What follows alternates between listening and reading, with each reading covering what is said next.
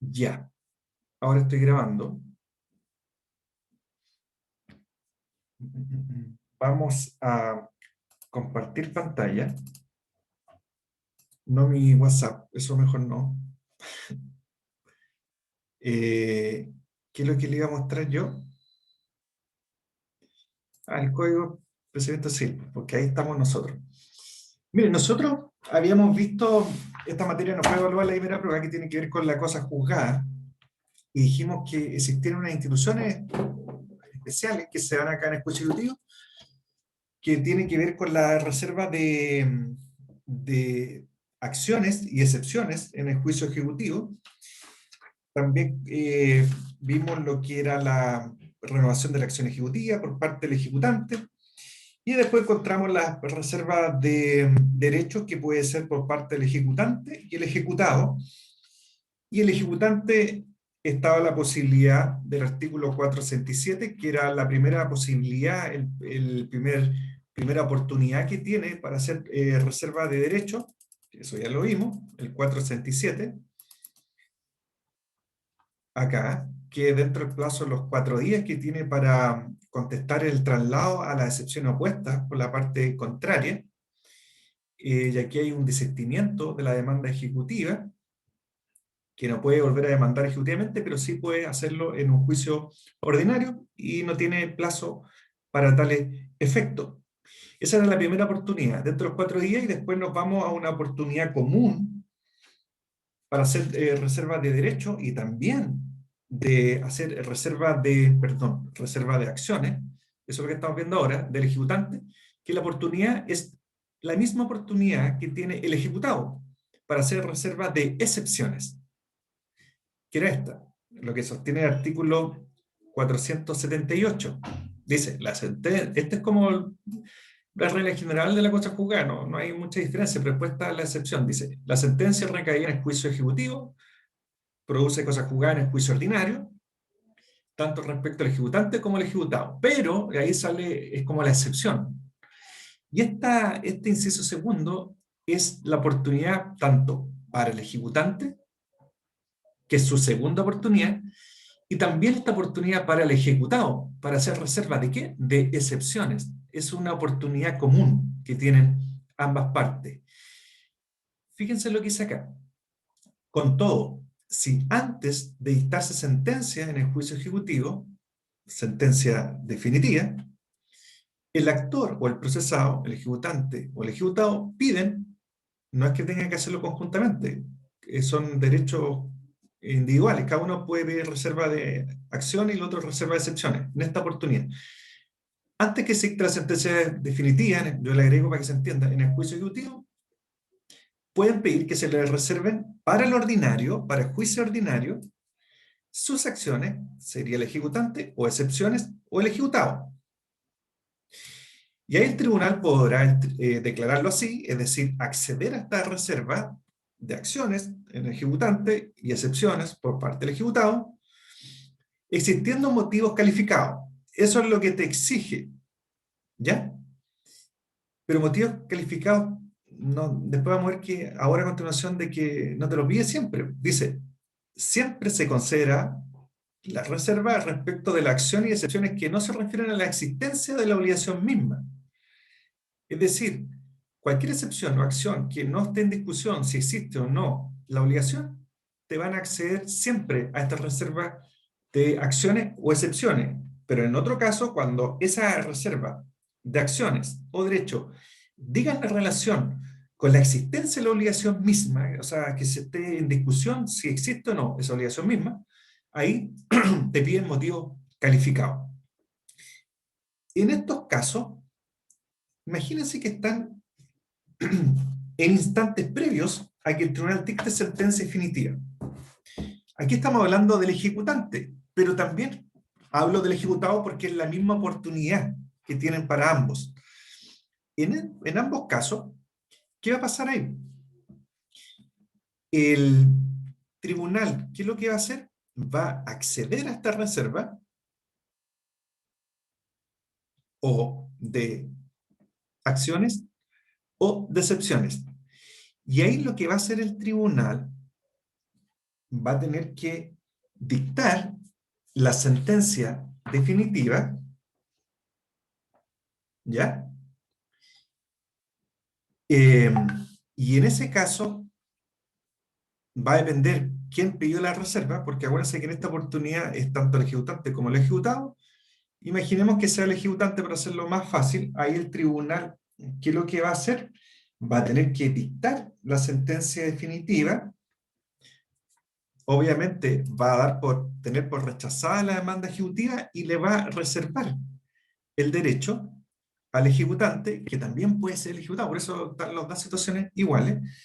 Y aquí el efecto que se va a generar, que en este caso se va a tener que presentar la demanda no en el juicio ejecutivo, sino en el juicio ordinario que tendría que iniciarse. Y ahí se le va a fijar un plazo que tiene de 15 días, contado desde que se notifique esta sentencia definitiva. Es decir, si tú eres el ejecutante y pides que te reserven tus acciones, ya no para un juicio ejecutivo, sino para un juicio ordinario, el tribunal, ¿qué es lo que va a hacer? Va a dictar la sentencia definitiva, va a conceder esta reserva de derechos o de excepciones, va a depender quién la ejerza, y inmediatamente una vez que te notifiquen esta sentencia, comienza el plazo de 15 días para presentar tu demanda, pero ya en un juicio ordinario, no en un juicio ejecutivo. Y aquí está, dice, sí, porque te remite el artículo 474, sí, en el caso del artículo presente, no entabla el deudor su demanda ordinaria en el término de 15 días, ahí está, este es el artículo que habla del plazo de 15 días, desde que se le notifique la sentencia. Se fijan que en este caso se tiene que dictar sentencia definitiva, ¿ya? Accediendo a la reserva. Bueno, eso es de la parte ejecutante, que también yo lo menciono a propósito del ejecutado porque es la misma oportunidad.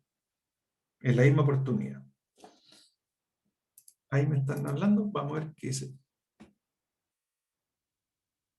No, pues va a ser el plazo individual, porque no es que aquí ambos pidan esta reserva. Yo les hablo aquí de ambos porque ambos tienen la posibilidad.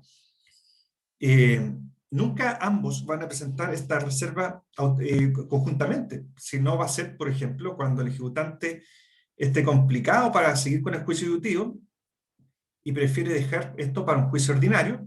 Y por otro lado, también se puede dar la situación que el ejecutado esté complicado, por ejemplo, en tener la prueba suficiente para poder justificar sus excepciones.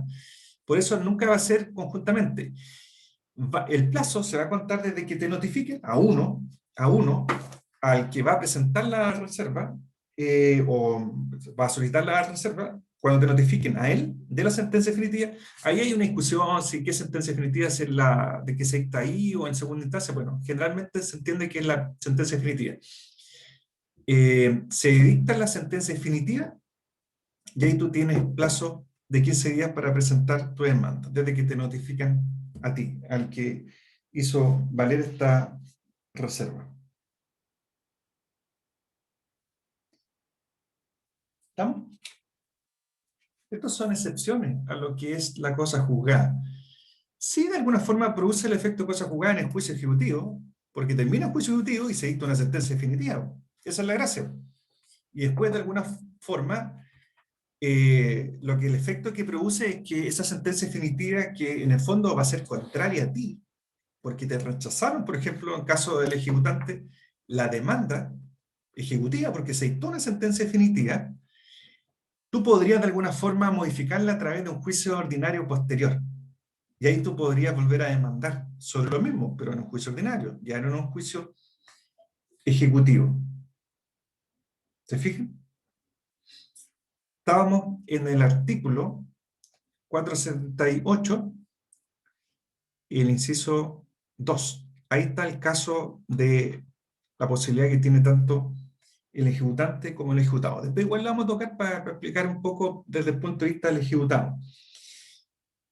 Y ahora, fíjense que el ejecutado también tiene una posibilidad de pedir de alguna forma de que se le reserven sus excepciones, fuera de esta que acabo de mencionar, porque esa sería como la segunda posibilidad que tiene.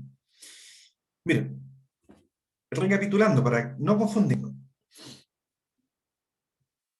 El ejecutante como el ejecutado pueden pedir que se reserven tanto sus acciones como excepciones. El ejecutante tiene una primera oportunidad, es cuando se le da traslado para contestar las excepciones dentro del plazo de 4 días. ¿Se fijan? Ahí es la primera posibilidad. Después, el ejecutante también tiene una segunda oportunidad que es antes de que se dicte la sentencia definitiva. En este caso, si es el ejecutante el que pide que se le reserven sus acciones, ¿por qué? Bueno, él tendrá sus motivos. Seguramente no tiene los medios de prueba, cree que en el juicio ejecutivo se puede caer por eventualmente alguna excepción que puso el ejecutado, que dice, ya, ¿sabe qué? Yo voy a pedir que me reserven mis acciones, que se dicte una sentencia definitiva, que obviamente voy a perder, va a ser una sentencia que me va a rechazar la demanda ejecutiva, pero me da la posibilidad para que yo dentro del plazo de 15 días posteriores yo presente mi demanda, pero no en un juicio ejecutivo, sino en un juicio ordinario. ¿Se fijan? Eso es el ejecutante. Y el ejecutado también tiene una primera oportunidad que se da en el artículo 473. Es acá. Es decir, el ejecutado, su primera oportunidad, sí, todo lo que estamos estudiando es súper raro comparado con otros procedimientos, pero aquí está esta figura, por eso es la particularidad que tiene. Fíjense lo que hice acá, porque aquí está, si uno entiende todo esto, no es necesario estudiarse tanto los apuntes, porque los apuntes le van a meter más de su cosecha, los profesores, y es súper simple. Esto es lo que tienen que entender. Primera oportunidad, artículo 473. Miren, sí, deduciendo el ejecutado posición legal. Si ustedes tuvieran el código a mano, yo pondría como requisito como número 1 o condición número 1. Fíjense lo que dice. Sí, deduciendo el ejecutado oposición legal, por lo tanto, se parte de la base que el ejecutado opuso excepciones. ¿Ok? Tiene que haber opuesto excepciones en el juicio ejecutivo. Además, él tiene que exponer en el mismo acto, es decir, en el mismo escrito, que no tiene medios de justificarla en el término de prueba. Es decir, además de oponer sus excepciones, en el mismo acto, en el mismo escrito, él tiene que señalar, en otras palabras, que no tiene los medios de prueba para justificar esas excepciones. ¿Se fijan? No se debe acompañar o señalar los medios de prueba como serían las excepciones normales que uno debiera, cuando uno opone excepciones, tiene que señalar los medios de prueba. Acá no. Acá precisamente uno está pidiendo que se le reserve sus excepciones porque no tiene prueba. Si no tiene prueba para justificarla, no puede señalar cuáles son los medios de prueba. Por lo tanto, primero, opone excepciones. Dos, expone que no tiene medios de prueba para justificar esas excepciones y tiene que pedir que se le reserve, porque la reserva de derecho, que en el fondo aquí sería de excepciones, tiene que ser una manifestación expresa, no se deduce por el tribunal, tienes que solicitarlo. Tienes que pedir que se le reserve su derecho para el juicio ordinario. En otras palabras, lo que debiera pasar acá es que se dicta sentencia definitiva, te van a condenar, se va a dictar la sentencia, ya sea de pago o de remate, dependiendo de lo bien embargado, y se va a acceder a la reserva. Se fijan que aquí basta que tú lo plantees, no tienes que tener motivos calificados, basta que tú pidas tu reserva de excepciones, pero tienes que poner excepciones, pues, porque por algo estás pidiendo reserva de las excepciones y tienes que haberla opuesto, y será que no tienes los medios de prueba. Ahí el tribunal lo que va a hacer, va a dictar una sentencia que va a ser de pago o remate, y va a acceder a tu reserva que solicitaste. ¿Cuál es la particularidad acá? Que tú perdiste el juicio. Perdiste el juicio. ¿Por qué? Porque haber una sentencia definitiva que te va a condenar al pago o al remate, dependiendo del bien que te embargaron. Por lo mismo, está la posibilidad que el ejecutado en el mismo escrito solicita, esto es obvio antes que se entre la sentencia definitiva, que no se haga pago al acreedor. Acuérdense que, pónganse en su cabeza que hay dineros que están embargados, ¿ok? Y se dictó la sentencia definitiva y condenaron a la sentencia de pago, es decir, que es la forma más fácil de responder por la deuda en un juicio ejecutivo, que te embarguen dinero. En ese momento, cuando tú pides la reserva, a la vez tú pides que, además de la reserva, que es lo que pides, tú tienes derecho a solicitar que no se haga pago al acreedor. Ese milloncito de pesos que estaba embargado, tú le pides ese milloncito, no se le entregue al acreedor, sin que cautione previamente las resultas de este juicio. Es decir, que deje alguna garantía por los perjuicios o los resultados de este juicio, de juicio ordinario. Y ahí en ese caso el tribunal va a tener en consideración de que no se va a proceder al pago si el ejecutado pide que cautione el ejecutante. También podría darse el caso de que tú no pidas que se caucione. Ahí se le va a entregar la plata al ejecutante. ¿Se fijan? ¿Y ahí qué es lo que va a pasar? Ahí encontramos el artículo 464. Dice, si en el caso del artículo presente, en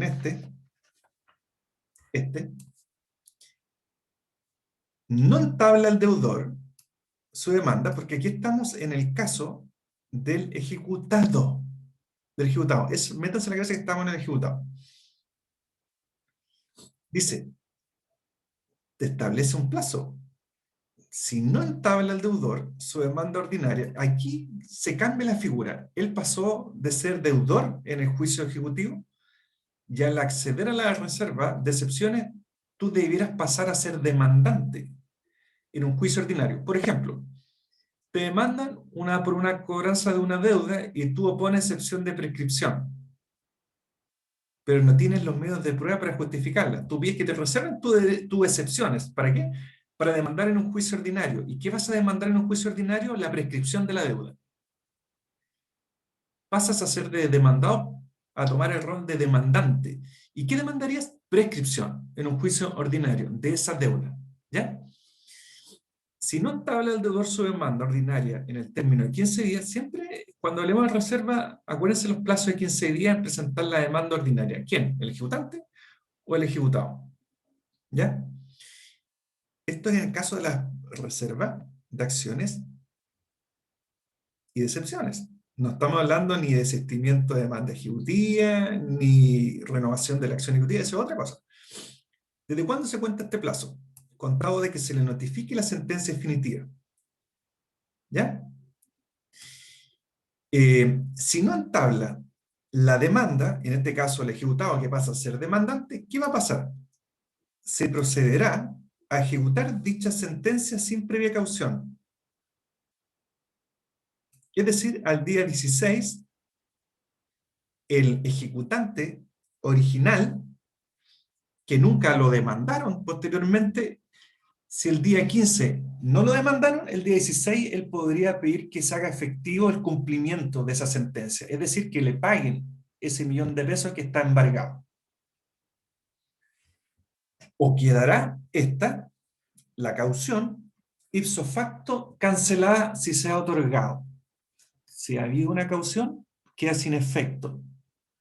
Es decir, le devuelven su platita que dejó como garantía, porque él ya se había llevado su pago, pero había dejado una garantía. Es decir, ahí él queda sin efecto la garantía y se la devuelven. No sé si alguien tiene alguna duda. Yo, profe, lo único que no entendí era ¿por qué el tribunal dictaba sentencia de pago si se hacía un juicio nuevo? Porque eso, bueno, lo más fácil de contestarle es porque así lo dice el código, ¿ah? Pero se hace así, pues, porque el juicio tiene que terminar, pues. Se tiene que terminar, pues, precisamente porque siempre esa sentencia definitiva, de alguna forma, queda así como en suspenso. No es que ese juicio ejecutivo después nunca vaya a existir, porque podría ser el caso que no te demanden dentro de los 15 días, y por lo tanto ese juicio va a hasta ahí, va a haber una sentencia definitiva y después hay que pedir el cumplimiento. Miren, esta es la figura. Estamos hablando del ejecutado. Te demandan en un juicio ejecutivo, te notifican la demanda, te requieren de pago. Dentro del plazo para poner excepciones, que puede variar, ¿qué hace el ejecutado? Opone excepciones. Opuso excepciones. Pero en el escrito agrega que no tienen medios de prueba para justificarla. ¿Ya? Y a la vez pide que no se le haga pago al demandante, al ejecutante, mientras no cautione. ¿Se fijan? Por lo tanto, la norma nos está dando a entender que se va a dictar una sentencia definitiva, que va a ser la de pago o de remate. Va a depender de, de los bienes embargados. Eh, ¿Qué va a pasar ahí? Se dicta la sentencia definitiva porque hay que dictarla porque se opusieron excepciones. Po. Y las excepciones, ¿qué va a pasar con las excepciones? Van a tener que ser rechazadas po, porque no tienen ni siquiera medios de prueba. Ok, ¿qué han rechazado? Después surge esta obligación para el ejecutado para tener que demandar ahora en un juicio ordinario. ¿Y qué va a pasar ahí? Po? Tiene dos vías. ¿Cumple o no dentro del plazo de 15 días? Si no cumple, porque eso es lo que nos interesa, porque ahí estamos ya en el juicio, ahí, porque como estamos en el juicio ejecutivo, nos interesa saber qué pasa con el juicio ejecutivo si no demanda dentro del plazo de 15 días. Si no demanda, ¿qué va a pasar con todas sus reservas? La verdad que no tiene ya ninguna importancia, validez, queda como todo sin efecto. ¿Y qué va a pasar ahí? Se va a proceder al pago, porque hay una sentencia que ya condenó, ¿no es cierto? Una sentencia de pago. Y ahí se va a proceder al pago al ejecutante. O también podría ser el caso de que haya, que no se haya, podrían haber una caución que haya pedido el ejecutado para que no se le pague al ejecutante. O sea, en otras palabras, si el ejecutado cauciona, le pide al ejecutante que tiene que rendir una caución para que se le haga el pago ya se le hizo, pero está esa garantía que todavía en el juicio ejecutivo. Esa garantía va a quedar sin efecto. Eso es, pues no sé, eso es como tratar de explicarlo lo más simple. Esto es una posibilidad que tiene el ejecutado nomás de poder patalear de nuevo y si se dicta una sentencia definitiva y que la pierde, también le queda la posibilidad de poder demandar en un juicio ordinario. Eso es como una excepción a la cosa juzgada. Y, y va a depender la actitud nomás que tome el ejecutado. Lo único que tienen que tener claro que hay un plazo de 15 días desde que se le notifica la sentencia definitiva. Ahí tienen que tener ojo cuando eh, se presenta la demanda en el juicio ordinario. La pregunta es si se ve mucho o no. La verdad es que no se ve mucho. Tendría que analizarse cada excepción en particular para ver si eso tiene que ver sobre todo si uno tiene o no medios de prueba. Podría ser que uno, no sé, ese ejemplo de la prescripción, po, que no tuviéramos algún medio de prueba para acreditarla, bueno, mejor, en vez de perder el juicio al tiro, porque no tengo medios de prueba, mejor me guardo un poco y demando en un juicio ordinario. Y ahí después va en un término patorio y tengo mucho más tiempo para poder preparar el juicio. Así es. En el, Y la segunda oportunidad es la misma que ya vimos nosotros, que es la del 468, que es la misma oportunidad que tiene el ejecutante, como el ejecutado, ¿no es cierto? Que es antes de que se dicte la sentencia, porque aquí parte la base que se debe dictar una sentencia, porque es antes que se dicte la sentencia, el actor, que podría nombrarse aquí como el ejecutante o el ejecutado, piden que se le reserve para lo ordinario su acción o excepciones. Y ahí establecen que hay que tener motivos cualificados o no. Y en ambos casos también existe el plazo de, del artículo 464 de los 15 días. Eso primero tienen que entender qué es lo que es la cosa juzgada, que existe la cosa juzgada en el juicio ejecutivo. Si lo parte la base, el mismo artículo 468 nos da la regla general que produce cosa juzgada, obviamente en el juicio ejecutivo, pero también en otro juicio ordinario, ¿no es cierto? Que significa que no puede volver a discutirse lo mismo. ¿Y cuáles son las excepciones? Son estos que estamos estudiando acerca de las reservas. ¿De qué? De las acciones del ejecutante y de las excepciones del ejecutado. ¿Cuándo se puede hacer? En dos oportunidades distintas. En el ejecutante, dentro del plazo de 4 días, para poner excepciones. El ejecutado en el plazo que tiene, perdón, el 4 días del ejecutante para evacuar el traslado de las excepciones. Y el ejecutado en el plazo que podría coincidir con 4 días también, pero en el plazo que tiene para oponer excepciones. ¿Se fijan?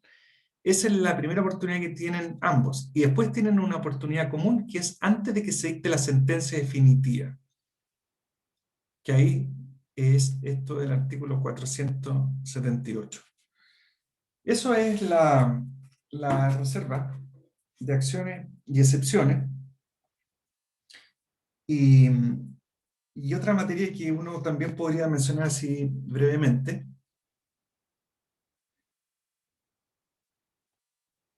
a ver, déjenme ver aquí,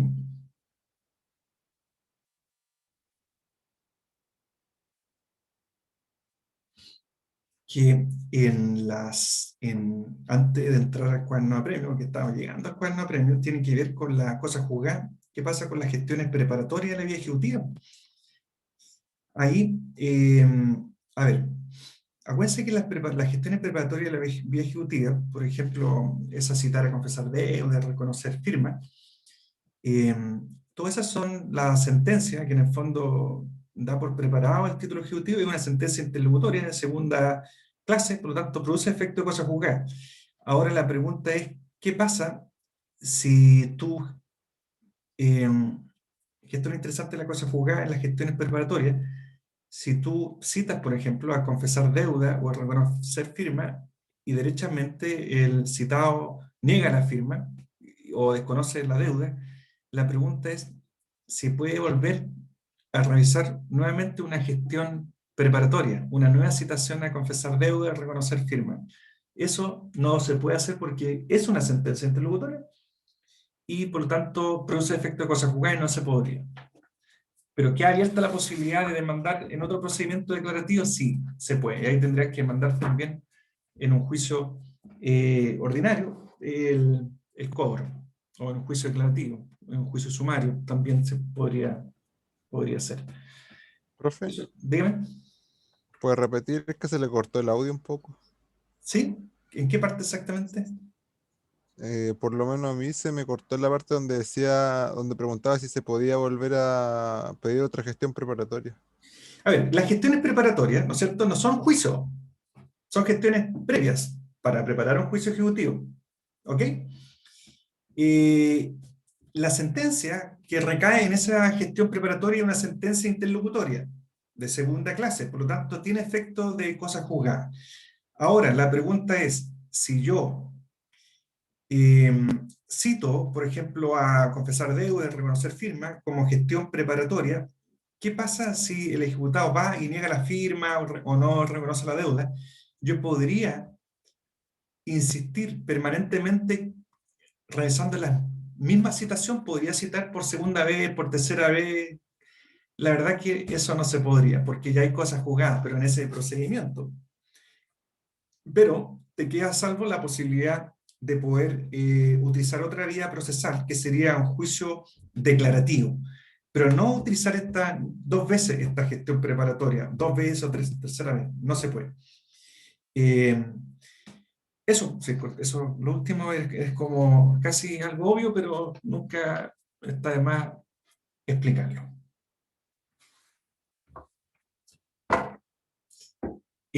Voy a poner pausa aquí, unos 3 minutos, y me vuelvo a conectar. Bueno, para que no se vayan. Sí, Bueno, profe. profe. Ya, profe. Lo que pasa es que tengo...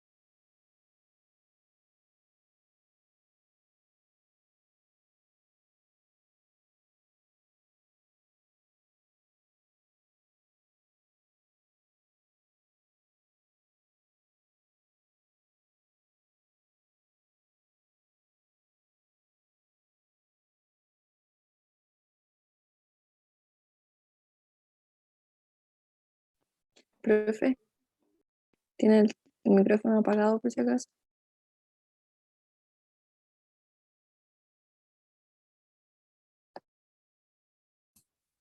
¿Ya me están escuchando? Ahora no. Ahora sí. O sea, todo lo que dije no se escuchó nada. No. No. Ya, bueno, pequeño resumen. Lo que tenemos que estudiar nosotros ahora es el cuaderno de apremio. Y el cuaderno de apremio es uno de los cuadernos que existen en el juicio ejecutivo. En el juicio ejecutivo tenemos principalmente dos cuadernos, el cuaderno principal donde está la demanda ejecutiva, la notificación de la demanda ejecutiva, están las excepciones que opone el ejecutado, está el traslado al ejecutante, después viene la admisibilidad de las excepciones, después el tribunal puede recibir las excepciones a prueba, se fijan los puntos controvertidos, se abre el término probatorio, y después se dicta sentencia que puede ser absolutoria y condenatoria. Y en la sentencia absolutoria y condenatoria, si es condenatoria, puede ser de pago o remate, dependiendo de los bienes embargados. Y aquí cobra importancia lo que vimos nosotros al final, la cosa juzgada, que la cosa juzgada tiene plena aplicación en materia ejecutiva, y no solamente la sentencia definitiva produce efecto cosa juzgada en el juicio ejecutivo, sino también en un juicio ordinario. Si te vuelven a demandar, tú opones la excepción de cosa juzgada en un juicio ordinario. Imaginemos que te demandan en un juicio ordinario nuevamente por el cobro de algo. Pero también tiene excepciones, que es lo que estudiamos nosotros, que tiene que ver con esto de las reservas de excepciones y acciones. Y va a depender quién solicita esta reserva. ¿Y cuál es la particularidad? Que se dicta una sentencia definitiva en el juicio ejecutivo que puede condenar al ejecutado o puede rechazar la demanda ejecutiva. Va a depender quién es el que alega, mejor, no que alega, quien solicita esta reserva de acciones o derechos. Y la particularidad es que si se acogen a estas reservas, está la posibilidad de que te vuelvan a demandar, pero en un juicio ordinario, en un plazo de 15 días. ¿Se fijan? Y que en ese juicio ordinario podría modificarse lo que se dictó en el juicio ejecutivo. Esa es la gran particularidad. Bueno, terminado esa materia, ahora estudiamos el cuaderno de apremio, el segundo cuaderno, porque también podrían haber otros, y el cuaderno de apremio comienza con una resolución judicial que se denomina mandamiento de ejecución y embargo. Se fijan que aquí está la demanda ejecutiva, le estoy mostrando acá, por eso ustedes ya lo vieron, por eso estoy pasando rápido. Está el cuaderno principal. A ver si llegamos al mandamiento, sí, y acá está. Y con esta primera resolución judicial comienza el cuaderno de apremio. Y si se fijan, es súper simple lo que contiene, y a veces uno se confunde. Ya les dije, es una resolución judicial, se dicta en este cuaderno de apremio, y es una orden. Es una orden. ¿Qué orden? ¿Qué ordena? Ordena que un ministro de fe requiera de pago. ¿Se fijan? ¿A quién? Al ejecutado, a este caballero que está acá. ¿De qué cosa? ¿De qué pague?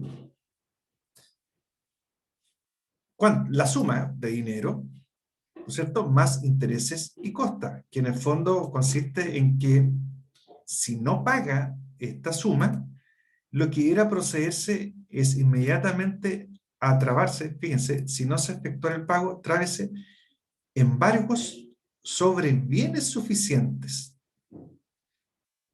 ¿Para qué? Para responder de lo que debe, de la deuda con sus intereses y costas. Eso es el mandamiento de ejecución de embargo. Es esto, es una resolución judicial donde está firmado por los jueces, por el secretario que autoriza, etc. Esta resolución es una sentencia interlocutoria de segunda clase, esa que sirve de base para el procesamiento de la sentencia definitiva interlocutoria. Este mandamiento de ejecución, aquí ustedes se podrían confundir, porque dice, pero ¿cómo va a servir de base una sentencia definitiva? Si ya estamos en el cuaderno de apremio y ya vimos el juicio ejecutivo y hay una sentencia definitiva. No, lo que pasa es que esto va paralelo a la tramitación del cuaderno principal. Este requerimiento de pago generalmente se practica el mismo momento en que se notifica la demanda, pero no necesariamente. Por lo tanto, por eso se dice que es una sentencia interlocutoria, porque va a servir de base para otra sentencia definitiva que va a ser la que en el fondo va a condenar o rechazar la demanda ejecutiva. Este mandamiento de ejecución y embargo tiene su origen acá, en el despáchese, acá, que esto es la primera resolución que está en el cuaderno principal, ¿se fijan? Esto es lo que está en el primer cuaderno principal, que es lo que provee la demanda. El despáchese. Y este despáchese, en el fondo lo que está haciendo el tribunal es, de alguna forma, ordenar que se despache el mandamiento de ejecución en embargo, y eso es lo que se hace acá a continuación. Antiguamente, o sea, antiguamente hace un par de años atrás, ese despáchese no coincidía con la fecha del mandamiento de ejecución en embargo, porque esto había que confeccionarlo. Había que hacerlo. Incluso le decían a los abogados que nosotros hiciéramos esto y se los pasáramos al tribunal. Esto era hace 10 años atrás. Pero ahora se hace todo computacional y se hace más fácil, y a veces coinciden la fecha, es automático. No, esto lo hacen el tribunal. Antiguamente no lo hacía, uno tenía que llevar el escrito hecho. Imagínense, uno le hacía la resolución al judicial, al tribunal. Bueno, esto es el mandamiento de ejecución en embargo. ¿Qué es la particularidad que tiene también esto? Que esto es como un recuerdo a lo que ya habíamos estudiado. Comienza el plazo para poner excepciones, pues, desde que te notifican, perdón, desde que te requieren de pago. ¿Se acuerdan? Que no necesariamente coincidía con la notificación de la demanda, porque como el requerimiento de pago es personal y puede que te vayan a notificar la demanda y te notificaron por el 44, no te pudieron practicar el requerimiento de pago personal. Por lo tanto, ahí tendrían que dejarte una cédula de espera y te citan al despacho. Eso lo vimos las clases anteriores a propósito de los plazos para poner excepciones. ¿Se acuerdan? Bueno, este famoso mandamiento de ejecución en embargo es una resolución judicial, no me canso de decirlo, y tiene elementos importantes que uno tendría que identificarlo. Y ahí nosotros tendríamos que irnos al artículo 443, donde se contempla el mandamiento de ejecución en embargo, 443. Y ahí está todo lo que tiene que ver con la forma de practicar el requerimiento de pago, qué pasa con los bienes embargados, qué pasa, quién queda como depositario de los bienes. Ahí está todo en el artículo 443. Este mandamiento de ejecución, todo esto que está acá en el 443 es el contenido del mandamiento de ejecución en embargo, que en otras palabras es este otro que encontré acá, todo lo que es el 443 está acá. Nos explica el requerimiento de pago, el tema del embargo, ¿no es cierto? Y la designación provisional. Este mandamiento de ejecución en embargo, que está en el artículo 443, tiene ciertos requisitos que son de la esencia, que sí o sí tienen que estar en el mandamiento de ejecución en embargo. Y ahí encontramos lo primero, la orden de requerir de pago al deudor, que está acá, ¿no es cierto? Un ministro de fe requerirá de pago a don Juan, ¿no es cierto? ¿Qué más debiera contener? Segundo, la orden de embargar bienes del deudor en cantidad suficiente para cubrir la deuda con sus intereses y las costas, si no paga en el acto. ¿Se fijan? Es decir, dice, la orden de embargar bienes del deudor, bienes del deudor. ¿Qué pasa si se embargan bienes que no son deudor? Tiene que ser en cantidad suficiente para cubrir la deuda con sus intereses y las costas. Fíjense que aquí, si uno lee acá, uno podría generarse ciertas situaciones. Imagínense, ¿qué pasa si la orden es embargar bienes del deudor? Uno podría preguntar, ¿y qué pasa si te embargan bienes que no son del deudor? Después dice, en cantidad suficiente para cubrir de la deuda con sus intereses y reajustes. Pero ¿qué pasa si te embargan en una cantidad sobre lo suficiente? Es decir, más de la deuda. En otras palabras, tu deuda es de 100.000 pesos y te embargan la casa. ¿Se fijan ahí? Todo eso está hay acciones que uno podría, derechos que uno puede ejercer. Estas dos principales son los elementos de la esencia, que es la orden de requerir de pago y la orden de embargar bienes de deudor, ¿no es cierto?, en cantidad suficiente. ¿Para qué? Para cubrir la deuda, intereses y costas. Eso si es que no paga. En el momento, ahí se embargan los bienes.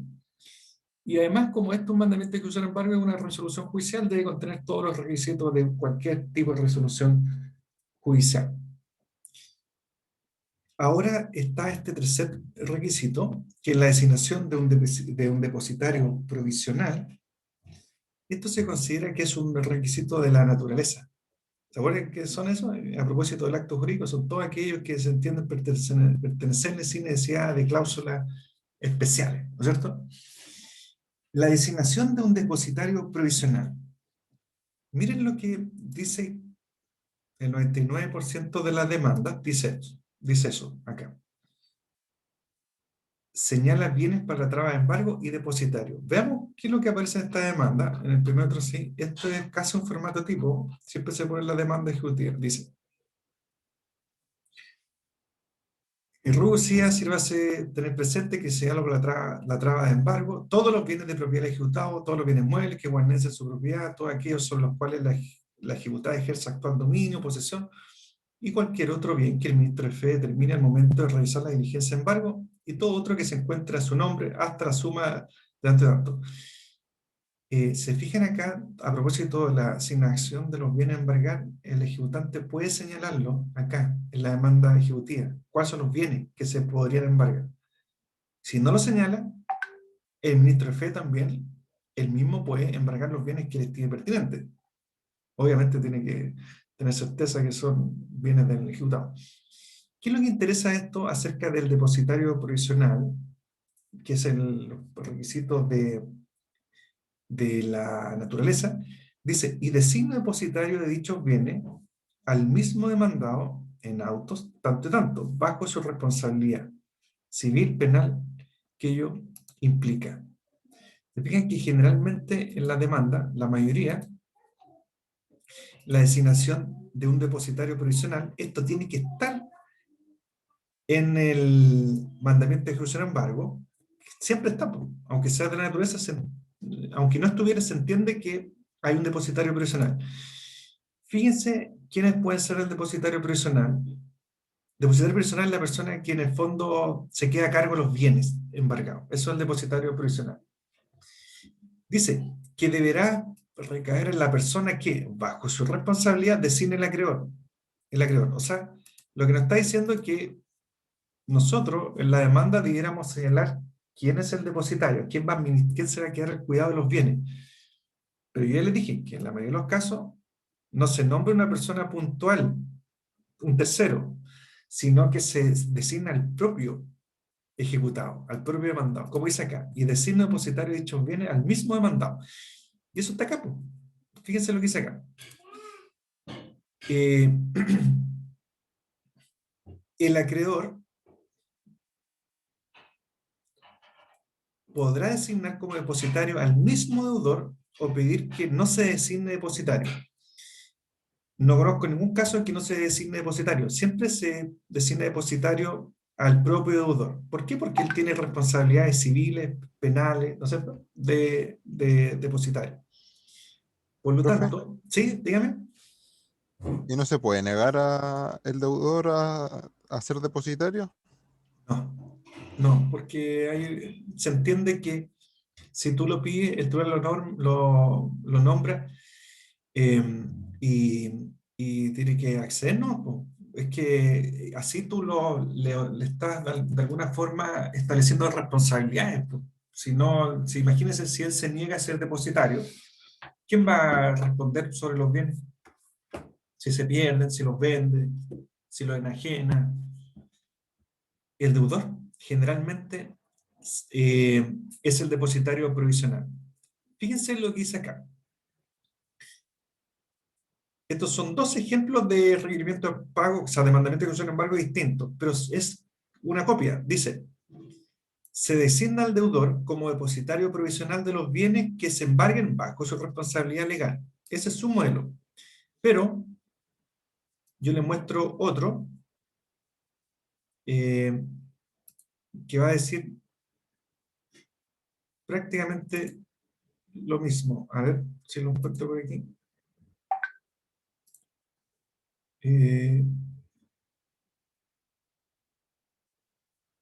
Vámonos al cuaderno de premio.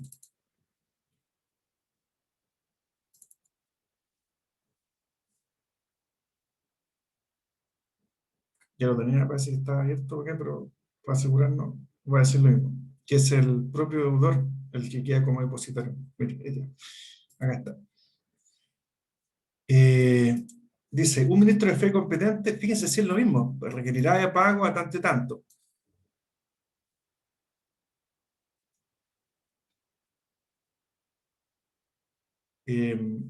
No verificado el pago, se trabajará embargo sobre bienes suficientes. No. ¿A quién se designa depositario legal de los mismos bajo su responsabilidad legal? Siempre se nombra como depositario provisional al ejecutado. Se pueden...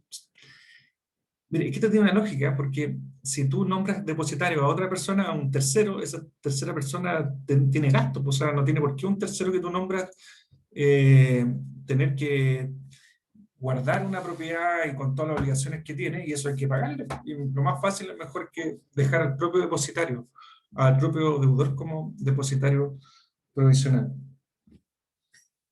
También se entiende que es como un requisito de la naturaleza señalar los bienes, la designación de los bienes que se indiquen en la demanda,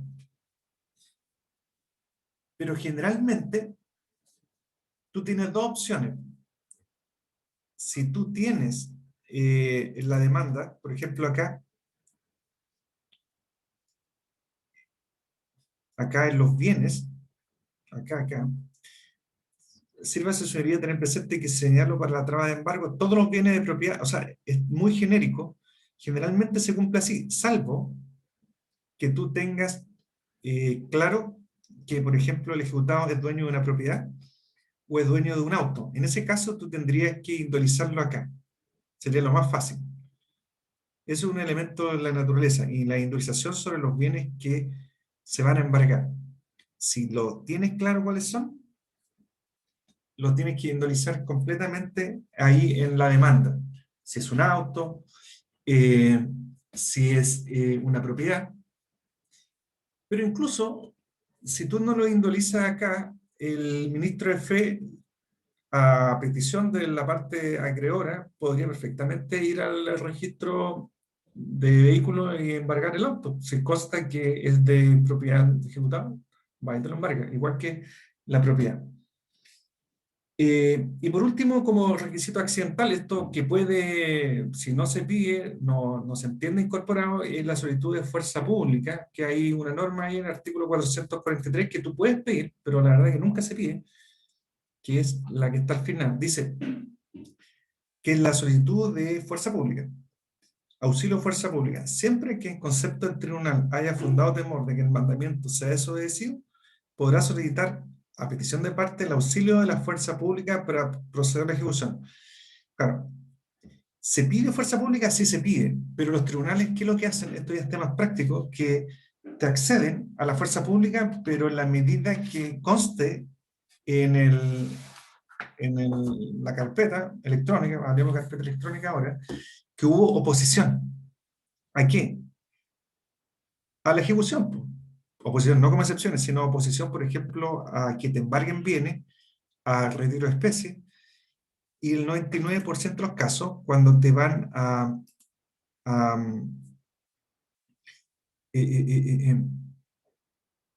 embargar, a hacer el requerimiento de pago, generalmente, casi por defecto, en el acta de requerimiento de pago, en el fondo, acuérdense que ahí está la orden de cobrarle a la persona, de que si no paga embargo, casi por defecto los receptores incluyen acá, en el mismo acto, esta frase, que en el mismo acto él, el requerido, se opuso personalmente a la traba de embargo, porque en la práctica, yo voy a tu casa, usted lo vengo a requerir de pago por 100.000 pesos, ¿me va a pagar? No. Entonces, permiso, voy a entrar a embargar los bienes, pero ni siquiera dicen esa frase. Lo que hacen es decir, se tiene por opuesto a la traba de embargo, porque es difícil que alguien le abra la puerta al receptor para que entre a su casa e inventariar todos los bienes, por decir, no, usted no va a pasar, y listo. Y ni siquiera se llega a ese momento de conversación. Los receptores, para evitarse ese problema ahí, ponen ahí en el acta, en el requerimiento de pago que se opuso a la traba de embargo. Y con esto te permiten a ti pedir el auxilio de la fuerza pública. Con esto, te exigen esto, que haya una oposición a la ejecución. Esto se entiende que es la oposición a la ejecución, tanto para el embargo y para lo que viene después, que es el retiro de los especies. Cuando te van a retirar tu televisor, va el receptor solo, no lo van a dejar entrar. Ya, se opuso al retiro de especies. Ya, ¿qué hace uno? Pide fuerza pública. Así funciona esto. Bueno, ahí me están hablando.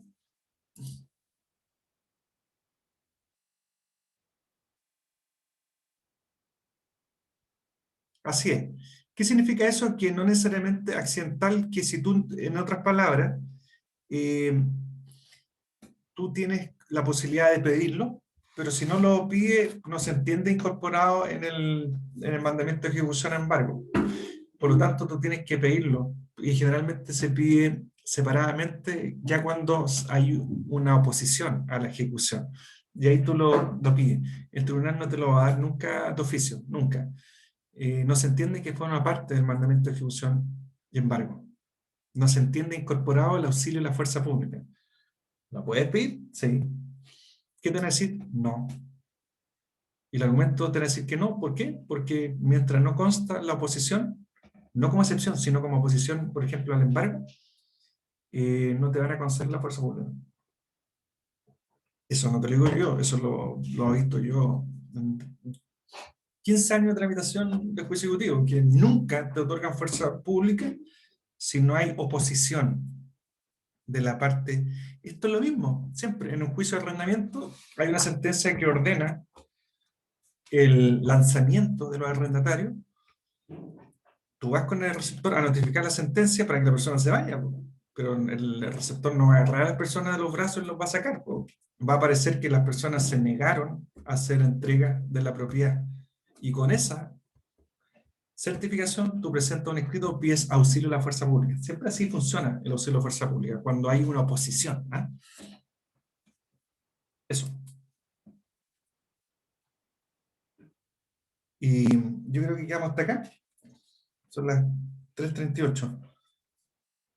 Y después nos va a tocar ver el requerimiento de pago, que en realidad ya lo vimos. Incluso vimos las actitudes que podría tomar el ejecutado. Y ya íbamos a entrar derechamente al embargo, cómo se practica el embargo. Pero en realidad, cómo se practica el embargo, ya está en parte de la materia, pero eso es tema del receptor judicial, es su pega. Él tiene que hacerlo bien. No hay mucha injerencia que uno tiene en ese aspecto. Es más, uno en el embargo, la verdad que no participa nunca. ¿Ah? Pero uno podría ir, pero no va nunca. No. Ahí después vamos a ver en la próxima clase esa materia.